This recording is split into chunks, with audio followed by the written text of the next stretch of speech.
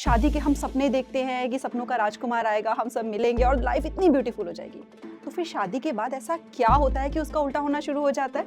वो कपल्स जिनमें आपस में इतना ज़्यादा प्यार था, दिन रात बातें करते थे, सपने देखते थे कि कब हमारी शादी होगी, वो आपस में लड़ने झगड़ने लग जाते हैं, एक दूसरे की शक्ल देखकर नहीं राज़ी होते कई बार। ऐसा क्यों हो जाता है?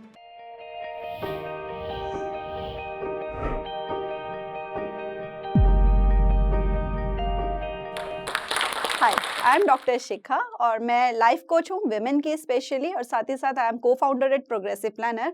और मैं आज ये उलझन सुलझाने की कोशिश करूंगी कि आखिर क्या हो जाता है ऐसा शादी से पहले और बीच के ये जो सफ़र होता है उसमें, कि जो इतना सारा प्यार होता है वो फीका पड़ना शुरू हो जाता है।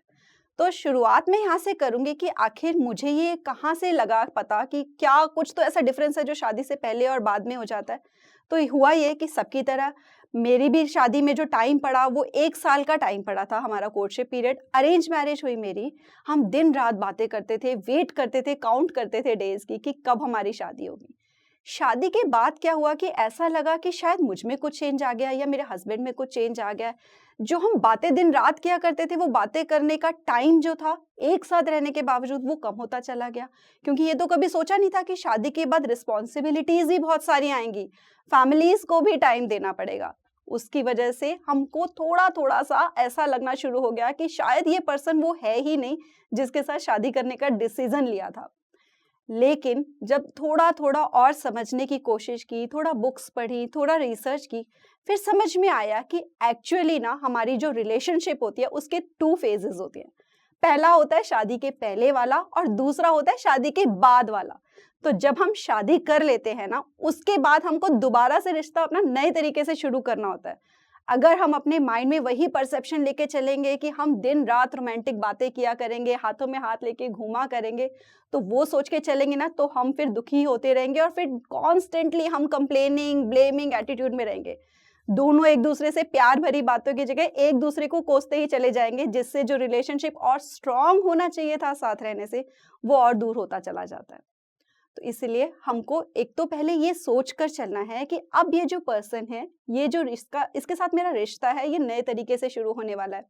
और हमको शादी के बाद ना ज़्यादा से ज़्यादा उस पर्सन को समझने की कोशिश करनी है।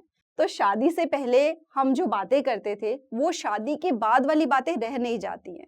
शादी के बाद हमको अपनी जो रिस्पॉन्सिबिलिटीज़ हैं, डेली रिस्पॉन्सिबिलिटीज़, हमको क्या फ्यूचर में करना है, कई तरह की बातें डिस्कस करनी होती है।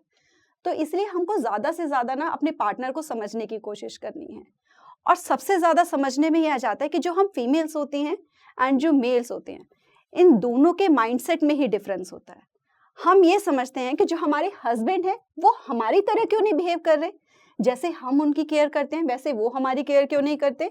जैसे हम प्यार कर रहे हैं, वैसे वो क्यों नहीं करते? जिस तरीके से हम अपनी सारी बातें उनके साथ शेयर कर देते हैं, सुबह से लेके रात तक किसका फ़ोन आया, किससे क्या बात हुई, किसने मुझे क्या कहा, क्या सुन के मुझे अच्छा लगा, क्या सुन के मुझे बुरा लगा, वो सारी बातें वो खुद से आके मुझसे शेयर क्यों नहीं करते? और साथ ही साथ कई बार मैं जब पूछती भी रह जाती हूँ, फिर भी वो चुप रहते हैं, फिर भी डिस्कस नहीं करते। तो मैंने जब इस चीज़ को समझने की कोशिश की कि आखिर ऐसा हो क्यों रहा है, मैंने सिर्फ़ इस चीज़ को, प्रॉब्लम को पकड़ के बैठी नहीं रही कि ऐसा हो रहा है, मैं जो कर रही हूँ, वो मेरे हस्बैंड नहीं कर रहे हैं। सॉल्यूशन की तरफ अगर हम फ़ोकस करते हैं ना, तो ही हमें रिज़ल्ट मिलता है। तो मैंने प्रॉब्लम को थोड़ा-सा एनालाइज़ किया कि आखिर ऐसा क्यों हो रहा है? रिसर्च करी, स्टडीज़ और बहुत सारी पढ़ी मैंने, तो पता चला कि जो मेल माइंडसेट और फीमेल माइंडसेट होता है, दोनों में बहुत बड़ा डिफरेंस होता है। और वो ये कि जो मेल्स होते हैं, उनकी ये पैटर्न होता है उनके माइंड का कि वो अपनी बातों को इतना ज़्यादा शेयर नहीं करते, और जब वो किसी प्रॉब्लम में होते हैं ना, वो ये चाहते हैं कि हम खुद उसको सॉल्व करें। सिंपल टर्म्स में ये कहा जाता है कि वो ना अपनी एक केव में चले जाते हैं, अपने, क्योंकि उनको उसको एनालाइज़ करना होता है अपने अंदर ही, इसलिए वो किसी के साथ शेयर नहीं करते। और हम फीमेल्स क्या करते हैं, पर्सनल ले लेते हैं उस बात को। मुझे हमेशा यही लगता था कि अगर ये चुप हैं, मुझसे बात नहीं कर रहे हैं, इसका मतलब ये है कि कहीं न ये मुझसे रिलेटेड किसी सोच में है। कहीं न ये मेरे बारे में कुछ सोच रहे हैं, शायद मैंने कुछ ऐसा गलत कर दिया है, शायद मेरे से नाराज़ चल रहे हैं, कुछ गुस्सा है इनको। लेकिन धीरे-धीरे पता चला, जब मैंने वो चीज़ें पढ़ी और वो अपने हस्बैंड के साथ डिस्कस की, तो पता चला कि वो अपनी ही किसी करियर रिलेटेड या लाइफ से रिलेटेड प्रॉब्लम को खुद सॉल्व करने की कोशिश कर रहे होते हैं। और जब वो उस चीज़ को सोच रहे होते हैं तो उस टाइम पे वो उतना टाइम मुझे नहीं दे पा रहे होते, और जब तक वो उसके सॉल्यूशन तक नहीं पहुंचते तब तक वो मुझसे उसको डिस्कस भी नहीं कर पा रहे होते, क्योंकि वो ये नहीं चाहते कि जिस चीज़ को लेकर वो परेशान है उस चीज़ को लेकर मैं भी परेशान हो जाऊँ। फिर मुझे समझ में आया कि मुझे उनको बार फ़ोर्स करके कि आप मेरे साथ डिस्कस क्यों नहीं करते, आप मेरे साथ डिस्कस करो, ये सब कर के मैं उनको और ज़्यादा प्रॉब्लम में डाल रही थी। तो इसलिए जब हमको पता चल जाए ना कि जो हमारे हस्बैंड हैं, वो कुछ चुप-चुप से लग रहे हैं आजकल, तो रादर देन उनको इस बात को लेके ब्लेम करने के कि मैं तो सब कुछ डिस्कस करती हूँ, आप तो डिस्कस कर नहीं रहे हो, हमको उनसे जाकर पूछना चाहिए आराम से। अगर वो शेयर करते हैं, तो ठीक है, अदरवाइज़ हमें उनकी प्रॉब्लम्स को और कॉम्प्लिकेट नहीं करना चाहिए, उनको सपोर्ट प्रोवाइड करनी चाहिए। ये वो फेस होता है जब उनको एक्स्ट्रा केयर, एक्स्ट्रा सपोर्ट की ज़रूरत होती है, उनको लव्ड फील करवाने की ज़रूरत होती है। एक अच्छा रिलेशनशिप तब बनता है जब हम एक-दूसरे को ब्लेम गेम करने की जो हमारा खेल है उसको ख़त्म कर देते हैं और एक-दूसरे को सपोर्ट प्रोवाइड करने की कोशिश करते हैं, दूसरे पर्सन को ज़्यादा से ज़्यादा समझने की कोशिश करते हैं। इस तरीके से समझने की कोशिश करते हैं कि जब वो हमारे पास आए, हमारा रिश्ता उनके लिए एक पेड़ की ठंडी छाँव की तरह हो। ऐसी छाँव कि वो आकर सारी परेशानियों को भूल जाए।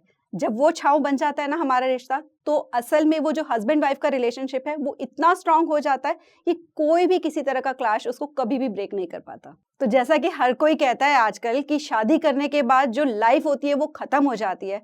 एक्चुअली में अगर हम अपने रिश्ते को स्ट्रॉन्ग रखते हैं, अपने पार्टनर को समझना शुरू करते हैं, अपना जो लाइफ का सफ़र है ना वो बहुत ज़्यादा खूबसूरत हो जाता है।